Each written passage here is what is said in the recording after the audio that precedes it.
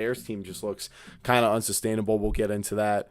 And the Packers, we just saw what happened to them this week. But let's talk about that game. You want to talk about Panthers Packers, a game me and Dan were discussing pretty heavily during the prediction show, talking about how the Packers should cover this spread based on who they've been. And I have a lot of thoughts about this game. There was a lot of brother, questions don't for I? me about Oh my yeah. take on the Packers, and I came prepared for today's show I to really hope. I'm telling you, I am so ready to hear this. right, I am so ready. right.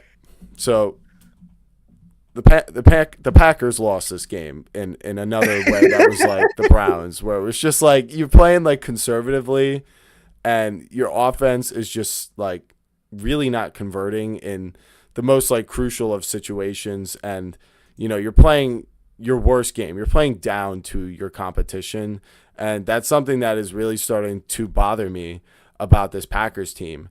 Now, to me, it doesn't bother me as much when it comes to like Super Bowl takes, because they're not going to show up like that to the Detroit Lions. Like, I think we can agree it's just like the week to week consistency is more of the concern.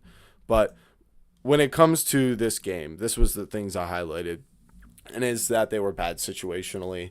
The Panthers were 2-2 on fourth down, so that's obviously pretty huge. Those are essentially defensive turnovers because you should be getting the ball back. The Packers were 2 for 3 on fourth down, so they had essentially a turnover based off of that comparison. The Panthers were 2 and 3 in the red zone, so they were efficient when they got there. They scored 2 of the 3 times they got in there, and the Packers only scored 1 time out of 5. 7 penalties for the Packers to the Panthers 5, and 2 of those penalties gave Panthers first downs.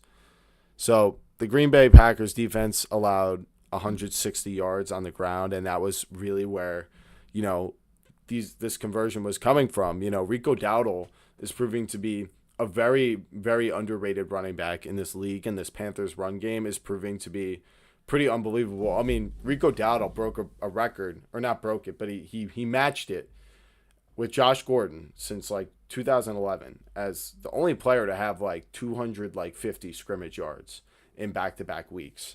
And we weren't sure if that was just that they played the Cowboys and then I think it was the Dolphins the week after. And, he was just feasting on volume. But no, Dowdle's looking like a really good running back because other than that, they only had 100 passing yards, the Panthers. So it was all this run game. And the Packers had 100 more yards of total offense. It was just that the Packers were 4 for 10 on third down, and that goes into all the things I said before about the penalties and things of that nature.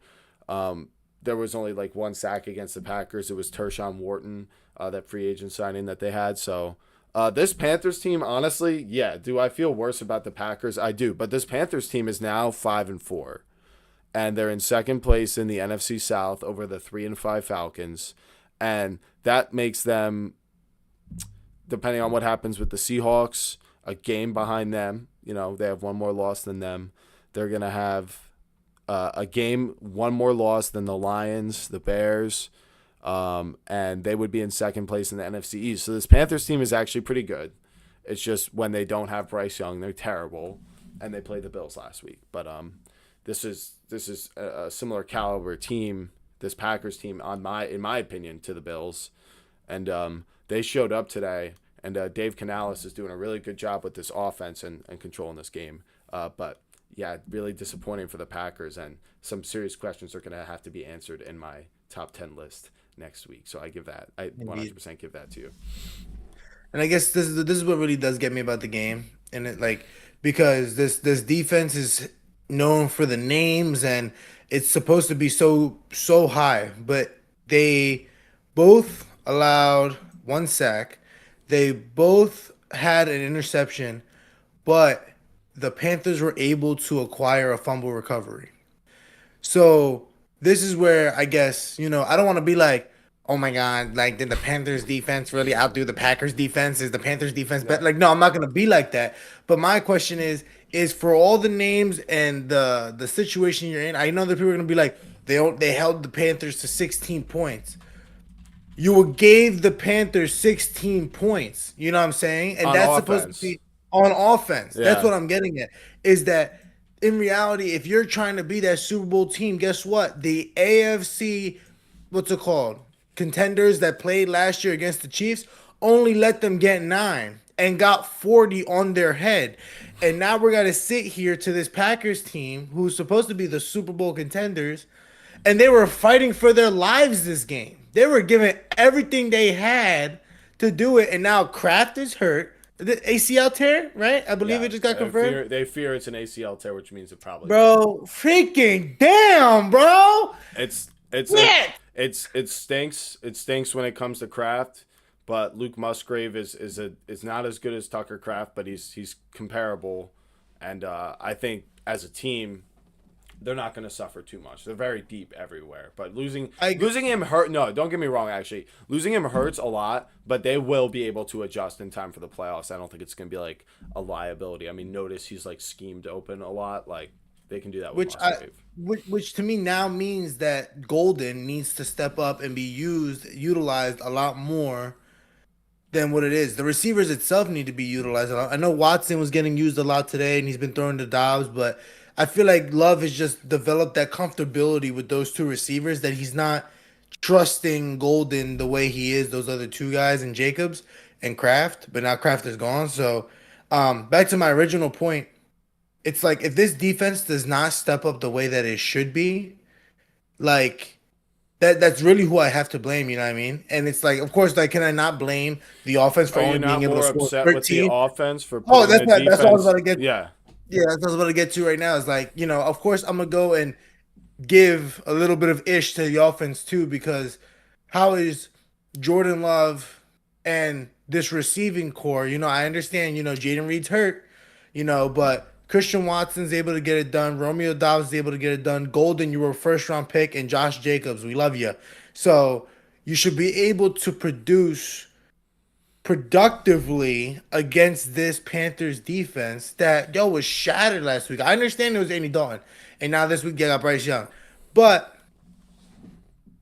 this is not. I mean the Oh, Bills' offense is in a very similar situation where they have James Cook, a great running back, but they don't have like a bona fide number one. They have Shakir, who's big kind of like Romeo Dobbs, and it's the same Keon thing. Coleman And they were able to expose this Panthers defense, by a like you long said, for shot. 40 points. And I don't think that's all because of Josh Allen. I mean, Josh Hmm. Allen's amazing, but like this Packers team is like the offense. I feel like has similar personnel. Maybe the Bills' O line is better, but it just seemed like Matt LaFleur. He had a bad day. I think he underestimated this Panthers team and was not aggressive enough. They did go for it 3 times on fourth down, but one of those was very costly. It was like kind of around midfield, and I believe the Panthers were able to get points off of that drive. So very unfortunate for the Packers, and yeah, it's question time for this Packers team.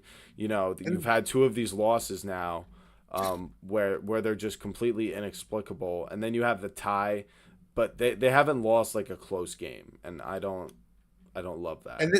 And this is what gets me, because like this is where I say like I could date it back, and why I'm very like hesitant. I've been hesitant since week 1 when they played the Commanders. I did not believe the That was Packers week were the two. or week 2, my apologies.